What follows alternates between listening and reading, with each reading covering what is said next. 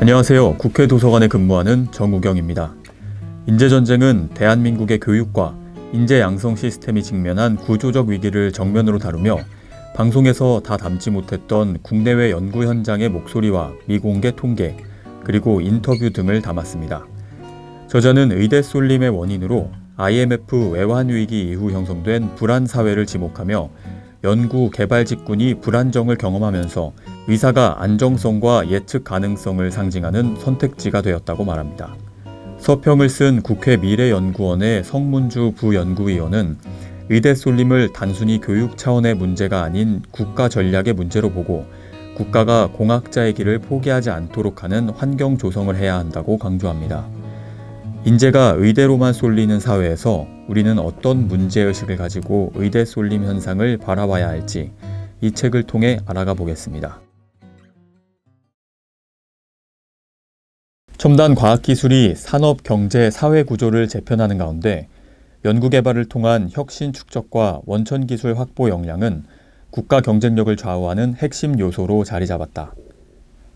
저출산과 고령화, 그리고 추격형 성장이라는 한계 속에서 우리나라는 과학기술을 기반으로 한 선도형 경제로의 전환을 국가 전략으로 설정하고 있다.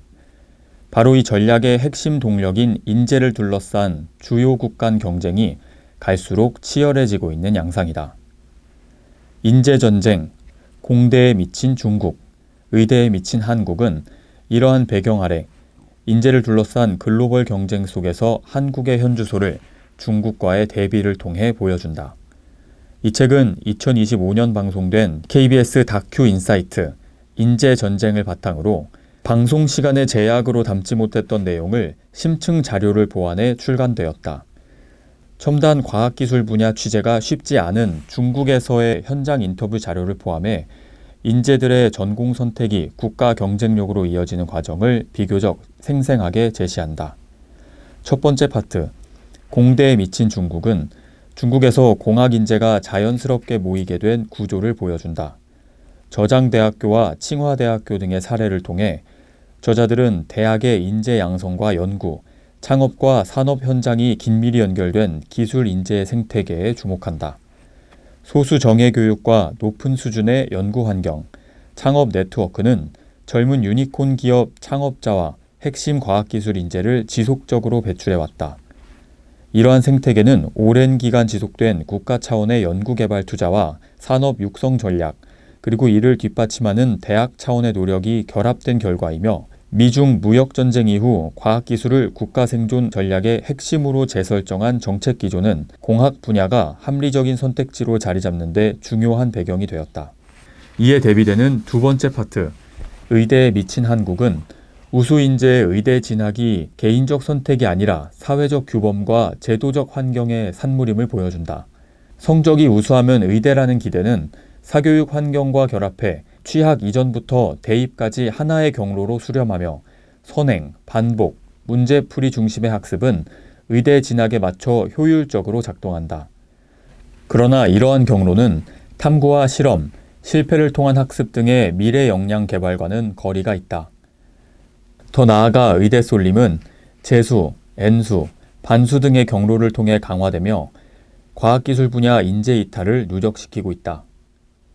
저자들은 그 배경으로 IMF 외환위기 이후 형성된 불안 사회를 지목하며 연구 개발 직군의 불안정한 경험 속에서 의사가 안정성과 예측 가능성을 상징하는 선택지로 자리 잡았다고 분석한다.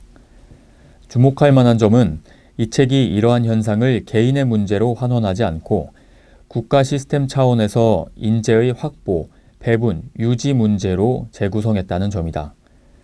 중국과의 비교를 통해 공학 인재의 부족을 경제 성장 전략과 인재 육성 정책 간 실질적 연계 미흡, 노동시장의 보상, 경력 개발 등과 맞물린 구조적, 제도적 문제로 제시하며 한국의 위기를 드러낸다.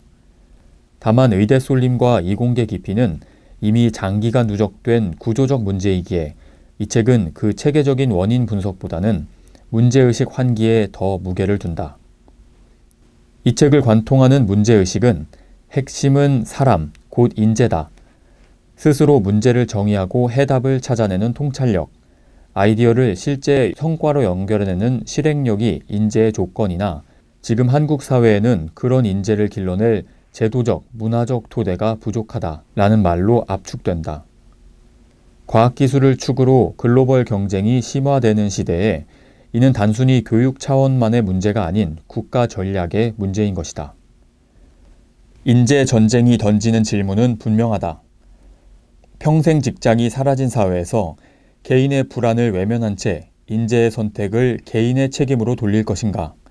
아니면 국가가 위험을 감수하더라도 도전이 지속 가능한 조건을 만들 것인가? 최소한 과학기술 분야의 흥미와 적성, 역량을 지닌 인재들이 사회적 압력과 미래에 대한 불안으로 공학자의 길을 포기하지 않도록 하는 환경 조성은 국가가 회피할 수 없는 책임이다. 이 책은 인재를 둘러싼 선택의 결과가 국가의 미래로 귀결되는 지점에서 정책 결정자와 입안자에게는 책임 있는 판단과 근본적인 설계를, 사회 구성원에게는 미래에 대한 깊이 있는 성찰을 요구한다.